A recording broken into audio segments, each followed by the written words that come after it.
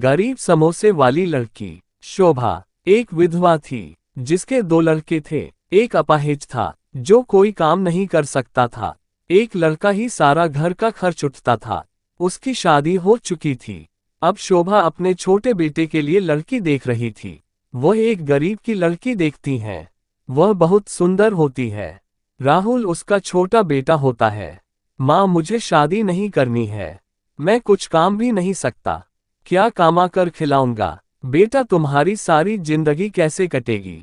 शादी तो करनी पड़ेगी। माँ, नहीं, मुझे नहीं करनी है। बेटा, तू रहने दे। माँ की जिद के आगे बेटे की नहीं चलती है। शोभा लड़की देखने जाती है।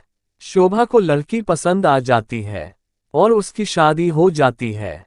अब राहुल की पत्नी पूजा घर आ जाती है और वह पहली रसोई करती है। घर में उसकी जेठानी उसको ऑर्डर देती है कि आज तुम पहली रसोई में मूंग की दाल का हलवा बनाना और खीर चावल पूरा खाना तुम ही बनाओगी। पूजा बोलती है, जी दीदी, मैं बना दूंगी। अब उसकी रसोई हो जाती है। पूजा बहुत अच्छा खाना बनाती है। अब रोज की तरह चलता रहता है। आज जेठानी ने उसको कपड़े धोने के लिए बोला और कहा, तुम्हारे गरीब घर में तो मशीन नहीं होगी। तुम्हें यहाँ कपड़े मशीन में धोने की सुविधा मिल रही है। पूजा को ताने दिया करती थी। पूजा को बुरा लगता है। वह रोज की तरह उनकी बातों को अनसुना कर देती है। आज सुबह पूजा, माँ जी, आपके लिए क्या बनाऊं? खाने में बेटा जो सबके लिए बनेगा वही खा लूंगी, वरना रीमा बोलेगी तुम यहाँ फ्री का पड़े हुए खाते हो। अब पूजा को समझ आ गया था कि इस घर की बागडोर उसकी जेठानी के हाथ में। रीमा पूजा को आवाज लगाती है, पूजा, कहाँ हो तुम? कहाँ हो? क्या तुम्हें सुनाई नहीं देता? तुम्हारे जेठ जी काम पर जा रहे हैं। उनका खाना पैक कर दो। पूजा को गुस्सा आ जाता है क्योंकि पूजा सारा काम करके खाना खाने के लिए बैठी है। तभी उसे आवाज लगा देती है। पूजा बोलती, दीदी, मैं खाना खा रही हूँ, आप ही पैक कर दीजिए। अब रीमा का गुस्सा 7वें आसमान पर था। वह पूजा को बुरा बुरा बोलती है, तुम दोनों यहाँ फ्री का खाना खाते हो। तुम हमारे टुकड़ों पर पल रहे हो। तुम्हारा पति कुछ कमाता नहीं है, सारा हमारा खाते हो आप। पूजा को रोना आ जाता है। वह रोज के ताने से तंग आ चुकी थी। पूजा रोते रोते अपने कमरे में जाती है। तब शोभा बोलती है, बेटा, तुम उसे ऐसे नहीं बोलना चाहिए था। तुम्हें पता है राहुल की हालत का। पूजा को राहुल रोता देख पूछता है, क्या हुआ? क्यों रो रही हो? पूजा सारी बात बताती है। राहुल अपनी भाभी को बोलता है, भाभी, आप पूजा को रोज कुछ ना कुछ बोलते रहती हो। वह कुछ नहीं बोलती आपसे और आज कुछ ज्यादा ही हो गया, इसलिए मैं आपसे कह रहा हूँ, ऐसे मत बोलिए। अच्छा देखो जी, हम कमाकर खिलाते हैं और हमें ही कैसे कह रहा है। मेरी तो यहाँ कोई इज्जत नहीं। मुझे मेरे घर छोड़ देना। मेरा कोई मान सम्मान ही नहीं है। फिर भी तुम दोनों हमारे टुकड़ों पर पलते हो, हमसे जुबान लड़ा रहे हो। मैं तो अपने घर चली जाऊंगी। दीदी, बस नाटक कम करिए, आप मत जाइए। हम इस घर से चले जाते हैं। हम यहाँ मुफ्त का खाना खाते हैं, हमारे फालतू के खर्च होते हैं। रीमा तो यही चाहती थी कि ये दोनों घर छोड़कर चले जाए। राहुल भी पूजा की बात से सहमत होता है। अब दोनों घर छोड़कर चले जाते हैं। शोभा, बेटा, नहीं, तुम दोनों कहीं मत जाओ, यहीं रहो। नहीं माँ, अब हमें जाने दो। ये बोलकर घर से बाहर निकल आते हैं। राहुल, अब हम कहाँ रहेंगे, क्या करेंगे? पूजा, देखो जी, हम फुटपाथ पर रह लेंगे और मैं कुछ काम देख लूंगी।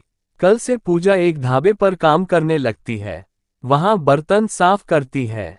बर्तन साफ करके कुछ पैसे मिल जाते हैं और खाना भी मिल जाता है। अब वह आसपास के घरों में भी झाड़ू का काम करने लगती है। राहुल को ये देखकर रोना आ जाता है। राहुल बोलता है, पूजा, मुझे माफ कर दो। मुझे शादी नहीं करनी चाहिए थी। मैंने तुम्हारी जिंदगी भी खराब कर दी। जी, आप क्या कह रहे हो? जोड़ियां तो ऊपर वाला बनाकर भेजता है और जरूरी नहीं आदमी औरत को बिठाकर खिलाए। एक औरत भी आदमी को बिठाकर खिला सकती है और यह बुरा वक्त कुछ दिनों का है। हमारा समय भी बदलेगा। पूजा और राहुल एक किराए के मकान में रहते थे। पूजा, सुनिए जी, अब मैं एक अपना काम शुरू करना चाहती हूँ। कैसा काम? समोसे का। समोसे बनाकर बेचने का, और इसमें आप भी मेरी मदद कर सकते हैं। राहुल ठीक है। पूजा एक ठेला किराए पर ले लेती है और दोनों समोसे बेचने लगते हैं। बच्चे बड़े बूढ़े सब समोसे खाने आते हैं। समोसे बहुत अच्छे लगते हैं। पूजा के समोसे बहुत ही स्वादिष्ट होते हैं। सब खाकर जाते हैं और अपने घर के लिए पैक करके ले जाते हैं। और पूजा का काम बहुत अच्छा चल रहा था। अब दोनों खुश थे। अब पूजा नया घर लेने का सोच रही थी। पूजा ने कहा, सुनिए, हमारे पास इतने पैसे इकट्ठे हो गए हैं कि हम एक नया घर ले सके। हाँ, राहुल को पूजा बोलती है, चलो हम अपना घर खरीदने चलते हैं। राहुल, हाँ, ये सब तुम्हारी मेहनत का फल है। पूजा, जी नहीं, हम दोनों के साहस का फल है। अब दोनों ने नया घर भी ले लिया था। अब पूजा और राहुल का समय बदल गया था। अब हमारा सब अच्छा चल रहा है। क्यों ना एक बार हम घर जाने की सोचे?